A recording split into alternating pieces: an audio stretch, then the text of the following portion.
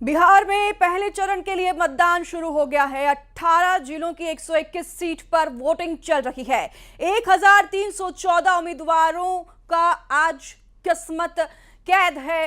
Voting हो रही है और इन सभी की किस्मत आज ईवीएम में कैद होगी। बता दें कि कई दिग्गजों के भाग्यों का भी आज फैसला होगा। बिहार के पहले चरण की वोटिंग आज शुरू हो गई है। बिहार में 2 चरणों में चुनाव होने हैं। आज 121 सीटों के लिए वोटिंग शुरू हो गई है और 122 सीटों पर अगली 11 तारीख को वोटिंग होगा। आज कई दिग्गजों के भाग्य का फैसला होगा। मतदाता पहुंच रहे हैं वोटिंग बूथ पर और अपने मताधिकारी का इस्तेमाल कर रहे हैं। आप अगर बिहार से हैं तो आप भी अपने मताधिकार का इस्तेमाल करिए और वोट देने जरूर जाइए। न्यूज़ 18 आपसे यही अपील करेगा। तस्वीरें देख रहे हैं आप, वोटिंग शुरू हो चुकी है। हर एक बूथ पर वोटर्स पहुंचने लगे हैं। 121 सीटों पर आज वोटिंग होनी है। पहले चरण के लिए मतदान शुरू हो गए हैं और 18 जिलों के 121 सीटों पर वोटिंग शुरू हो चुकी है। 1314 उम्मीदवार आज अपनी किस्मत आजमा रहे हैं। कई दिग्गजों के भाग्य का आज फैसला होगा। मैथिली ठाकुर को भी आप तस्वीरों में देख रहे हैं। आज उनके लिए भी काफी बड़ा दिन। तो मतदान को लेकर जेपी नड्डा का भी पोस्ट सामने आया है। केंद्रीय मंत्री जेपी नड्डा ने पोस्ट करते हुए बिहार के वोटर से अपील की है कि ज्यादा से ज्यादा संख्या में वोट करें। बिहार के विकास के लिए वोट करें। ज्ञान, परंपरा और सांस्कृतिक विरासत की पावन धरा। बिहार में आज विधानसभा चुनाव के प्रथम चरण के लिए मतदान कर रहे सभी मतदाताओं और हमारे युवा साथियों से अपील करता हूं, ऐसा केंद्रीय मंत्री जेपी नड्डा ने लिखा है।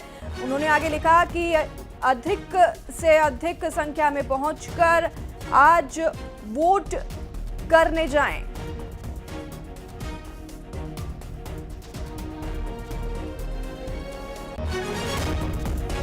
बिहार में 2 चरणों में वोटिंग होनी है और पहले चरण के वोट आज शुरू हो गए हैं। मैथिली ठाकुर को तस्वीरों में आप देख रहे हैं।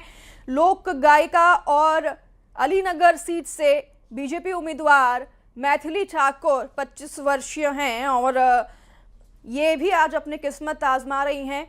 वोटिंग आज होगी, शुरू हो चुकी है पहले चरण की और मतदान से पहले लोक गायिका और अलीनगर सीट से बीजेपी उम्मीदवार मैथिली ठाकुर ने भी जनता से खास अपील की है कि इस दौरान मैथिली ठाकुर जो हैं वो अपील कर रही हैं अपने पक्ष में, अपने पार्टी के पक्ष में वोट करने के लिए लोगों से। तो बता दें कि मैथिली ठाकुर ने एक अनोखे तरीके से संगीत के माध्यम से जनता से वोट करने की अपील की है।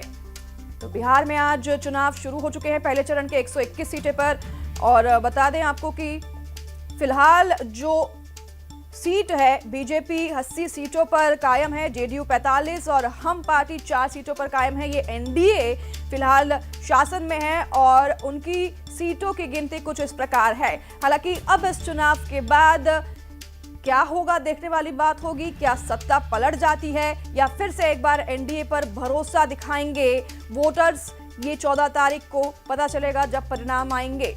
बता दें कि बिहार चुनाव 2020 के अगर रिजल्ट की बात करें तो बीजेपी जीती थी और काफी संख्या में। एलजेपी की बात करें तो 5.66% से वो भी जीती थी और हम पार्टी 4 सीटों पर जीती थी 0.89% से। और एनडीए के ये सभी घटक हैं, दल हैं जिन्होंने जीत दर्ज की थी। 2020 के चुनाव में ये स्ट्राइक रेट रहा है। बीजेपी का 67.27% स्ट्राइक रेट रहा है। 2020 के चुनाव की अगर बात करें तो जेडीयू का स्ट्राइक रेट 37.39% रहा है और 115 सीटों पर लड़ी थी जिसमें 43 सीटों पर जीत हासिल की थी। हम पार्टी की बात करें तो उनका स्ट्राइक रेट 57.14% रहा। 7 सीटों पर लड़े, 4 पर जीत हासिल की। एलजेपी का स्ट्राइक रेट 0.74% रहा। 135 सीटों पर लड़े और 1 पर जीत हासिल करी। तो ये 2020 के स्ट्राइक रेट हम आपको बता रहे थे और किन पार्टी के किन प्रमुख चेहरों के बीच लड़ाई है वो तस्वीरें भी टेलीविजन स्क्रीन पर आप देख रहे हैं। पहले चरण की अगर बात करें, लखीसराय की तस्वीरें आप देख रहे हैं। बीजेपी से विजय सिन्हा और कांग्रेस से अमरेश कुमार आमने सामने हैं, इनके बीच टक्कर होगी और आज इनका भाग्य ईवीएम में कैद होगा। महुआ की बात करें तो वहां पर भी 3 प्रमुख ऐसे चेहरे हैं जो कि आमने सामने लड़ रहे हैं।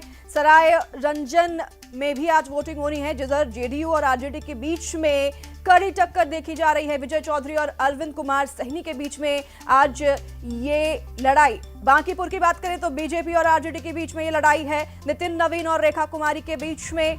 नालंदा में जेडीयू और कांग्रेस के बीच में आज आमने सामने की टक्कर है। और अगर दानापुर की बात करें तो यहाँ बीजेपी और आरजेडी के बीच में आमने सामने की टक्कर है, जहां राम कृपाल भी मैदान में है। फुलवारी की बात करें तो जेडीयू और सीपीआई एमएल आमने सामने आज मैदान में है।